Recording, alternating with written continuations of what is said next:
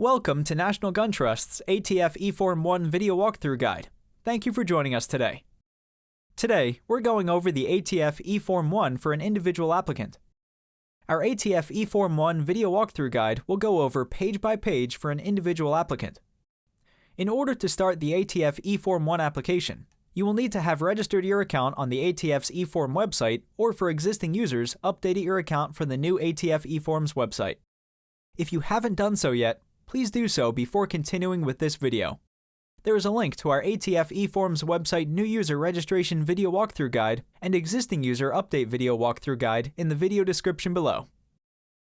Step 1. Logging in. You will need to navigate to the ATF's eForm website by going to the URL https://eforms.atf.gov, or depending on your browser, you can navigate to simply eforms.atf.gov. The page is divided in half. The login area is located on the right side of the screen. You will click the blue login button and click the Accept and Login to accept the DOJ's warning banner. You will enter your user ID that was emailed to you by the ATF when you registered for your account and the password that you used at the time of account registration. If you see the app auth and / symbol before your username, that is correct. You won't need to delete that. Then you will click the blue sign-in button. You may see a spinning icon at this time while the eForm's website loads, and this is normal. Step 2. Starting your eForm 1 application. In the middle of the screen, you can see the available forms that can be used using the ATF's eForm website. Double-click the first green icon, ATF Form 1, and your form will start to load. Once loaded, you will be able to check the appropriate applicant type and start the application. In this case, for an individual applicant, you will select the individual radio button and click Next. This screen will display the intended use form and the special instructions. Filing as individual instructions state, the applicant must attach a digital photo in the photo function on the Responsible Person tab. The applicant must also provide his or her fingerprints on Form FD-258. The fingerprints will be submitted separately from the application. Upon submission of the application, the eForm system will email a cover sheet to the applicant. The cover sheet is to be printed as it will provide the control number of the transaction and the address where to send the fingerprint cards. The cover sheet and fingerprint cards must be mailed to the NFA division within 10 business days of filing the application. We will then again click Next to advance to the next screen. This screen is where you will indicate that you are paying the $200 tax to make an NFA firearm. You can leave the control number box empty and click Next. The applicant page is where you will indicate your information as an individual applicant and the maker's questions that are normally located on page 2 of the paper ATF Form 1 application. The FFL boxes should be blank and the No FFL radio box checked. This will be different if you have an FFL license associated with your account. Your first name, middle name, last name, cadence, country, address, telephone number, and email should have been populated automatically based on your profile information. If the information is incorrect, you will need to update your profile information by clicking My Profile tab located in the top menu bar. The title of the submitter of the application for an individual applicant will simply be Owner or Maker, etc. After that box is completed, you can scroll down to answer the maker's questions. You will answer each question by selecting the answer from the drop-down menu located next to each question. The options are either yes or no. Note: Box 13.d.2 will need to be completed and does contain an NA option. If you don't complete this box, you might get an error on this page indicating that this field wasn't completed. We will then again click Next to advance to the next screen. On the Responsible Persons page, you will enter your information as an individual. To do so, you will locate the Actions tab of the table. The Actions tab is the last column in the table. You will see the paper and pencil icon. Click that to enter in your information. There are 22 different boxes that you will need to go through. The boxes are self-explanatory, so we will only briefly describe them and common mistakes for the boxes where applicable.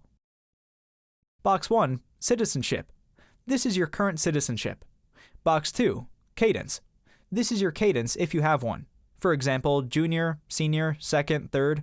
If you don't have a cadence, you can leave this box blank. Box 3. Title. This is your title. This might be automatically added. Common examples for an individual include owner, maker, etc. Boxes 4 through 8 should already be completed based on your account information. Box 5, middle name detail, can cause an error. If your full name is in Box 6, you will need to make sure Box 5 is set to full middle name. If you have no middle name, you can also select No Middle Name from the drop-down in Box 5. Box 9, Form 5320.23, will be grayed out and unavailable for individual applicants. This is normal because individual applicants do not submit an ATF 5320.23. This is only used for corporations, trusts, or other legal entities. Box 10 will be where you will upload your digital passport style photo. You can select the Browse button to navigate to your digital passport photo. This file can be a JPEG or GIF file, but must be under 3 megabytes in size. While your passport photo is uploading, you may see a spinning blue circle that indicates your photo is being uploaded. Box 11, Social Security Number. This is your Social Security number and isn't required. However, entering your Social Security number will aid your background check and is recommended by the ATF for that reason. The ATF further indicates that ATF does not require an SSN. However, failure to provide this information may significantly delay the process of a background check and delay the rendering of a final decision on the application. You won't need to include the dashes, they will be populated automatically as you enter in your Social Security number. Box 12, Zip Code. This is the zip code of your address. When you write in your zip code, Box 13, State, and Box 14 should be automatically completed. You may need to select the city if the zip code is associated with multiple cities. Box 15, Street. This is the street number and street name of your address. Box 16, Date of Birth. This is your date of birth. The slashes will be populated automatically as you enter in your date of birth. Box 17, Birth Country. This is your country of birth. Box 18, Birth State. This is your birth state. If your birth country is not the United States, then you aren't required to enter a birth state, and this box will be grayed out. Box 19, State of Residence. This is your current state of residence. Box 20, Sex. This is your sex. Box 21, Race. This is your race. Box 22, UPIN. This is your UPIN. If you don't have a UPIN, you can leave this box blank. Once completed, you can verify your information was entered in correctly. If you need to upload a new photo, you can do so at this time. If you have missed one of the 22 boxes, you will see a red box around the box that is missing information. You can then update that box and then proceed to click Save and Close. Note that you won't see all of the 22 columns displayed like the previous eForms website, and this is normal. You will only see the status, title, first name, last name, state, city, street, date of birth, sex, and race columns. If you want to see more columns, you can click the View dropdown and click the extra columns that you want to view. If you have missed a box, you will see a red triangle under the status column. If all of the boxes were completed, the status column will be blank. You can then click Next to proceed. On the CLEO page, you will enter in your CLEO information.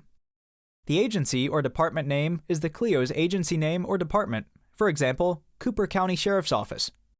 The name of the agency official will be the CLEO's name. The title of agency official is the CLEO's title. In our example, this will be Sheriff. We will lastly fill in the mailing address of the CLEO. You will then need to write in the mailing address of your CLEO and the zip code. When you enter in the zip code of your CLEO, the state, city, and county field should populate based on the entered zip code. You may need to select the city if the zip code is associated with multiple cities. You don't need to enter in the +4 for the zip code. That isn't required. Once this is completed, we can click Next. The line item page is where you will add the firearm that you're going to make. In this example, that is a silencer. You will start by clicking the Add Firearm button located above the table and to the left. This will load a new window where the information from the firearm will be added to the eForm 1 application. We will start by selecting to search by manufacturer code. The manufacturer code for making your own silencer is FMI, Foxtrot, Mike, India. It isn't Foxtrot, Mike, and the number 1. This is a common error. You will then click Verify Manufacturer. After your manufacturer has been validated successfully, you can click OK in the new window to proceed. We will then select the manufacturer country, United States, and click Next. The second screen will load the firearm details. We will click the Product Type dropdown and select Silencer. Once selected, this will load the available models. This screen may show the spinning icon for a few minutes while the website loads the long list of available models. This is normal. Once the drop-down is loaded, you can select a model name and caliber from the already manufactured list of available model numbers and caliber options. If you're looking for a specific model name, you can scroll through the list. You can also skip some scrolling if you type in the name. This will jump to that name within the drop-down. If you want to make your own model name and caliber that isn't available in the drop-down, then you can select My Item Description is not in the list. Create New Item. But note, when this box is selected, your application will go into the pending research phase and will need to be manually reviewed by the ATF, which can extend the timeline for your application. Note, if you want to avoid the pending research phase, you will need to select a model and caliber from an already researched model and caliber. The most common is N/A, but you can scroll through the many options.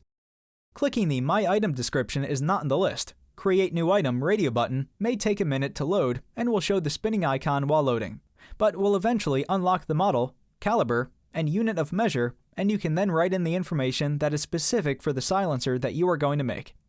In our example, we will select a silencer model from the drop-down and a new caliber to show how to enter in custom information.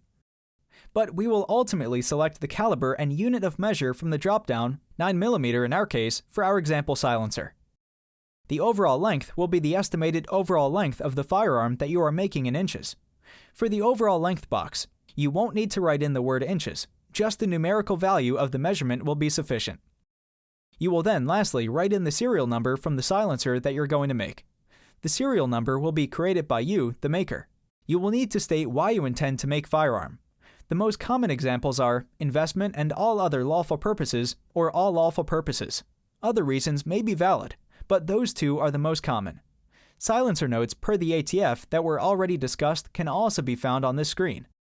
Once finished, you will click Next. On the third screen, you don't need to upload an electronic document on this page, since the firearm isn't a short-barreled rifle, shotgun, AOW, or destructive device. But on this page, you can look under the blue box labeled Step 3. Below this, you will see the line item summary. This is a great way to review that everything you entered on the previous pages are correct. Please take a minute to verify that your information is correct. If it isn't correct, you can select Back and make the necessary changes.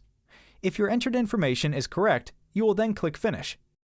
You will then see the added firearm as a line item in the middle table. If you notice a mistake with the information on your firearm, you can select the paper and pencil icon located to the right of the serial number under the Actions column to make any changes. If you have missed a box, you will see a red triangle under the Status column. If all of the boxes were completed, the Status column will be blank. After you have reviewed the information from your firearm and confirmed that it is correct, you can select Next. The Electronic Documents page is where you can upload additional documents that are relevant to your application. This is most commonly used for corporations, trusts, and other legal entities. As an individual applicant, you aren't required to upload any additional documents here. This means, as an individual applicant, you can simply click Next through this screen. The Certify page is where you will need to certify, pay for your application, and sign and submit for your application.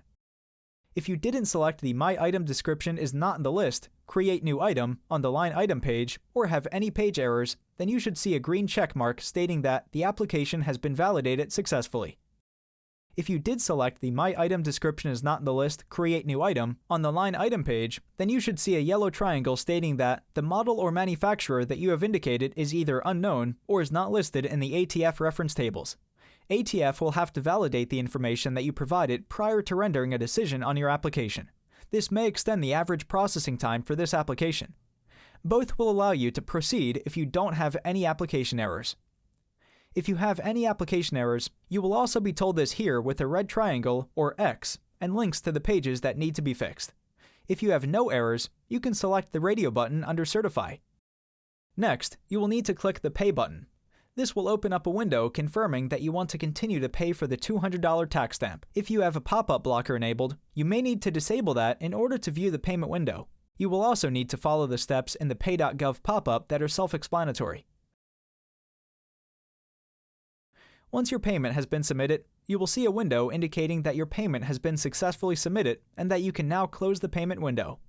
This will then allow you to click the Sign and Submit button. You will lastly need to confirm your submission by typing in your ATF eForm's account PIN number.